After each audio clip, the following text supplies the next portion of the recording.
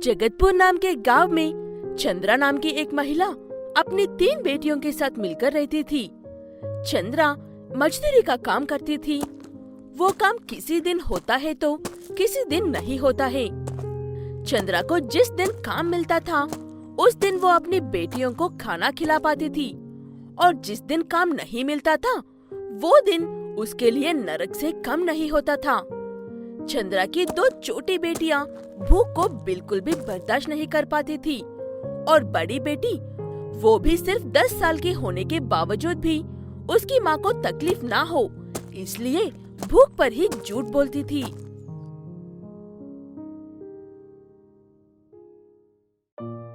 चिक्की बेटा, अपनी छोटी बहनों का ख्याल रखना, मैं काम पर जा रही हूँ।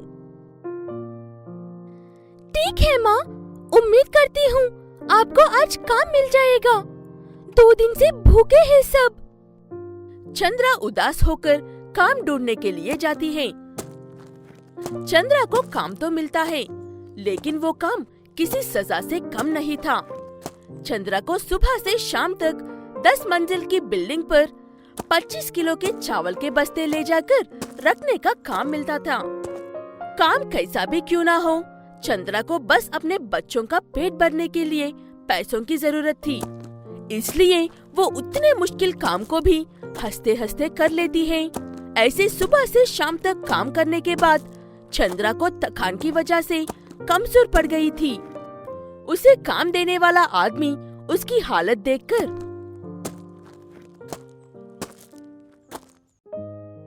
पैसे आज नहीं तो कल भी कमा सकते हैं बेटा। हालत देखो तुम्हारी कैसी हो गई है। मेरा कितना कहने पर भी तुमने जिद करके अकेला ही 4 लोगों का काम किया है। काम का क्या भरोसा साहब जी, आज मिला है, पता नहीं कल मिलेगा या नहीं मिलेगा। मुझे अपनी 3 छोटी छोटी बेटियों का पेट भरना होता है। जिस दिन काम मिला उसी दिन सारी मेहनत कर लेती हूँ। उसकी बातें सुनकर उस आदमी को काफी दुख होता है, और उसके मन में एक सवाल भी आता है कि उसका पति कहाँ पर है और ये अकेले ही मेहनत क्यों कर रही है। तब चंद्रा उस आदमी से, आपने पिछले साल ट्रेन से टकराई हुई स्कूल बस के बारे में तो सुना ही होगा ना। उस बस में बैठे सारे बच्चों को बचा लिया था उस बस ड्राइवर ने, लेकिन आखिर में खुद को नहीं बचा पाया था। वो मेरी पति थी। सुनकर बहुत अफसोस हुआ बेटा। सच में तुम्हारे पति बहुत बहादुर थे। सरकार की तरफ से या स्कूल की तरफ से कुछ तो मिला होगा तुम्हें। तब चंद्रा कहती है कि सरकार या स्कूल की तरफ से कुछ मिलना तो दूर की बात है, कोई उनका हाल तक पूछने के लिए भी नहीं आया था। ये कहते हुए चंद्रा ज्यादा बात किए बिना उसके बच्चे भूखे हैं ये कहते हुए अपनी कमाई के पैसे लेकर वहाँ से चली जाती है। जाते जाते रास्ते में अपने बच्चों के लिए खाना खरीद कर लेकर जाती है। घर पहुंचकर देखा तो चंद्रा की छोटी बेटी की तबीयत काफी खराब थी।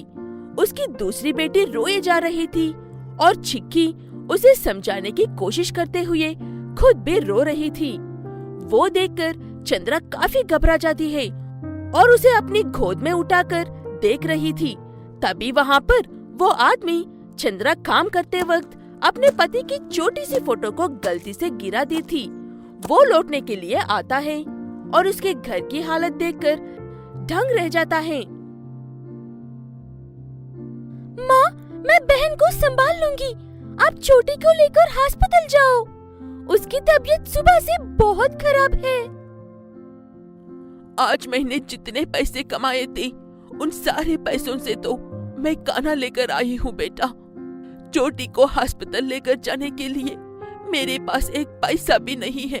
वो आदमी उनकी बातें और सुन नहीं पाता और चंद्रा को आवाज देता है, चंद्रा, मुझे माफ कर दो बेटा। आप यहाँ क्या कर रहे हो साहब जी, और मुझसे माफी क्यों मांग रहे हो? तब वो आदमी कहता है कि चंद्रा का पति जिस स्कूल की बस चलाता था उस स्कूल का मालिक वही है, और बस खराब होने पर भी उसे ठीक नहीं करवाया था, इसलिए उस व्यक्ति ने स्कूल की बंद करवा दिया था। लेकिन वो ये नहीं जानता था कि उस बस ड्राइवर का परिवार इतनी मुसीबतों में गुजार रहा है। मैं इसीलिए तुमसे माफी मांग रहा था। मैंने उस हादसे के बाद स्कूल बंद करके एक हॉस्पिटल खोला है। तुम्हें और तुम्हारे परिवार को वहाँ पर लाइफ टाइम फ्री ट्रीटमेंट मिलेगा और हर महीने अपने ईमानदार पति की बहादुरी की तरफ से 20,000 पेंशन मिलेगा। ये कहते हुए वो आदमी एक और बार चंद्रा से माफी मांगता है और उसकी बेटी का इलाज करने के लिए डॉक्टर को ही घर भेजता है। उस दिन के बाद से चंद्रा अपनी बेटियों को एक दिन और एक वक्त के लिए भी भूखा नहीं रखती है। रामापुरम नाम के गांव में कृष्णा नाम का एक सब्जियां व्यापारी रहता था। वो बहुत बड़ा लालची था। किस काम करने से फायदा मिलता है, हमेशा यही सोचते हुए रहता था, वो काम अच्छा हो या बुरा। कृष्णा खुद उनके खेत में सब्जियां उगाकर दूसरे गांव वाले व्यापारियों को बेचता था और बाकी का सब्जियां एक तेले में लगाकर गांव में ही और कुछ लाभ के लिए बेचता रहता था। ये ऐसी है तो एक दिन व्यापारियों को अपनी सब्जियां बेचने वक्त इस बार टमाटर का दम आसमान छू रहा है भाई। टमाटर उगाने वाले किस्मत का राजा होते हैं।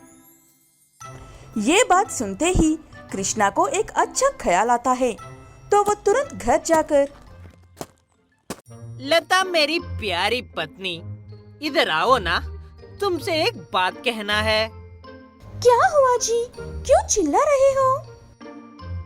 हमें ज्यादा फायदा मिलना है तो ऐसे मेहनत करने से कुछ नहीं मिलता है और अभी होशियारी से काम करना पड़ता है।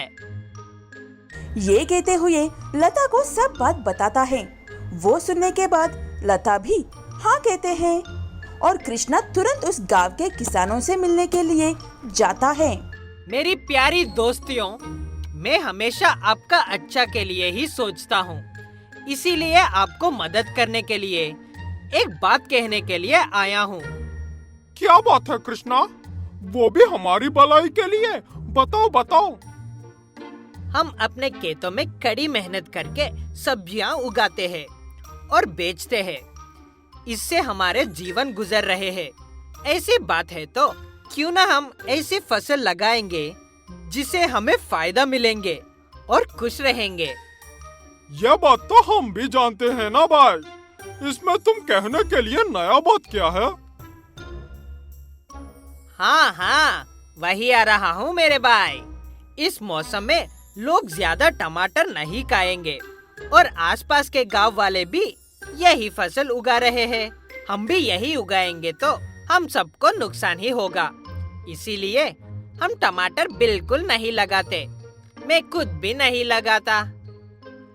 आपके भलाई के लिए कह रहा हूँ। ये कहते हुए उन सब से ही नहीं बल्कि यही बात दूसरे गांव के किसानों से भी कहता है।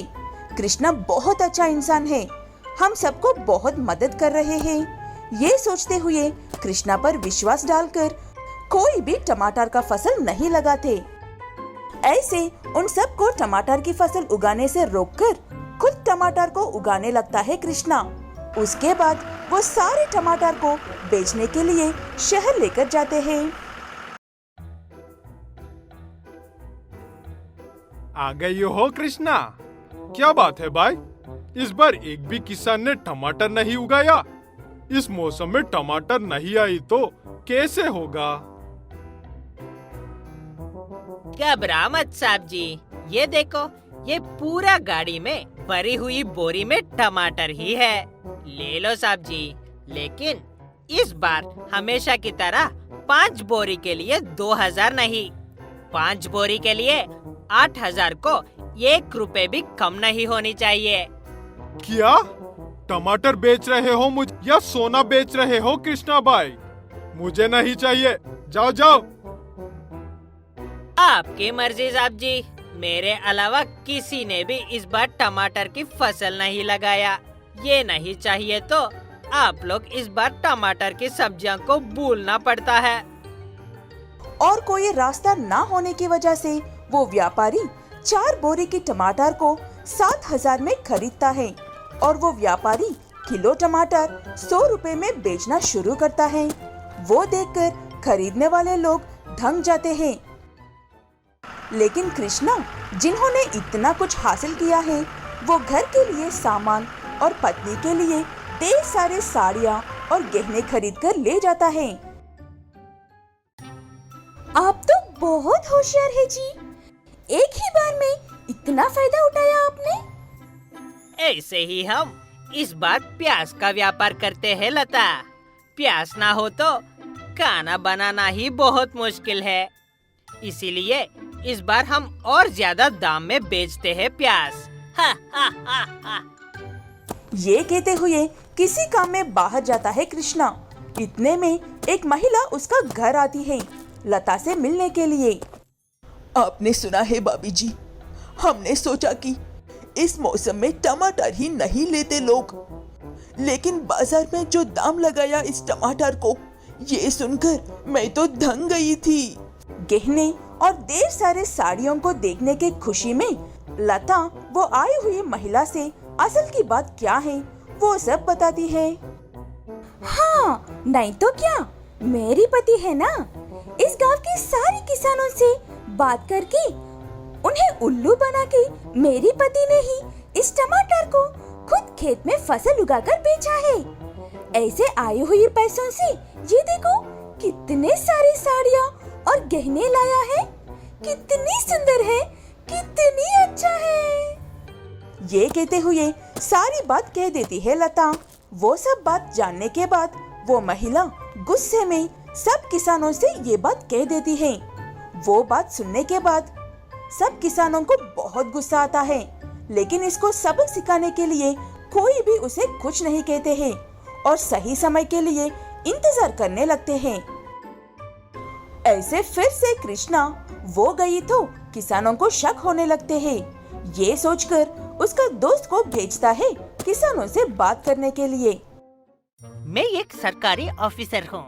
आप लोगों के व्यापार में लाभ होने का मदद करने के लिए आया हूँ।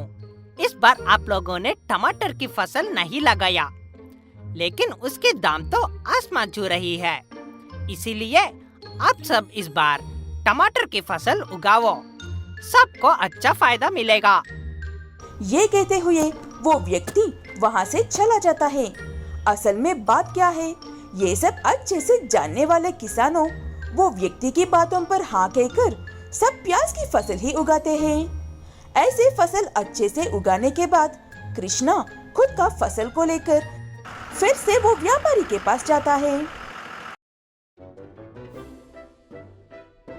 कैसे आना हुआ कृष्णा, वो भी बहुत दिनों के बाद? बाकी का बात मैं कहता हूँ साहब जी। क्या बात है भाई, इस बार एक ही किसान भी प्याज नहीं उगाया, ये कहना चाहती हो ना साहब जी? ये देखो, मैंने प्याज लाया हूँ और दाम बोरी पर 8,000 का कम नहीं होता। 8,000 तो दूर की बात है, 8 रुपए भी नहीं देता हूँ। वो फसल ले जाकर पूजा करो। मेरे पास प्याज का फसल बहुत ज्यादा है, वो भी कम दाम में, जिसके बारे में तुम सोच भी नहीं सकता। ऐसे सब बात बता देता है वो व्यापारी कृष्णा से।